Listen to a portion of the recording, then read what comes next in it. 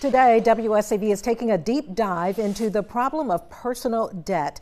During all of our newscasts, we will bring you helpful information on how to make your money work for you. WSAV's Ben Katko explores your options to help you get out of debt, or if you rack up more than you already have when an emergency happens.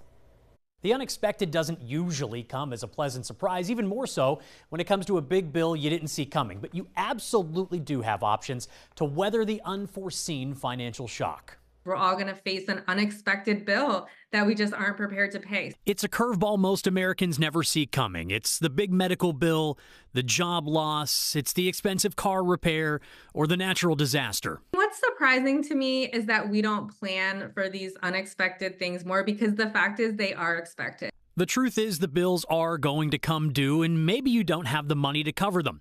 Perhaps you're in debt and getting deeper. Maybe you just need a few extra bucks to cover the cost.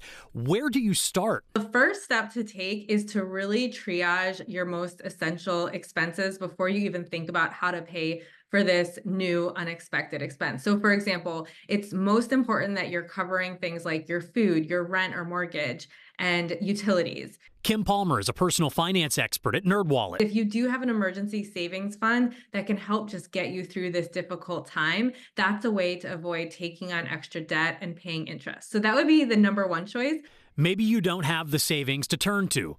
You're not out of luck. If you know, okay, I'm going to have to take out a loan to some degree and pay for this, you really want to think about two factors when considering the kind of loan that you're taking out. And that is the interest rate that you'll be paying and the collateral that you're putting out for that loan. On the flip side, there are options considered more of a last resort. If you are considering taking out an additional loan against your home, like a second mortgage, you are putting your home at risk for foreclosure if you miss those payments. So that would be something to really consider as a last resort. Another thing to think twice about is taking money out of your retirement accounts. Another thing to avoid is something like a high interest payday loan. Palmer says there's nothing wrong with taking your time, slowing down, and don't panic before you make that decision. If we can reframe these unexpected expenses as things we should actually plan for, it can be a little bit easier.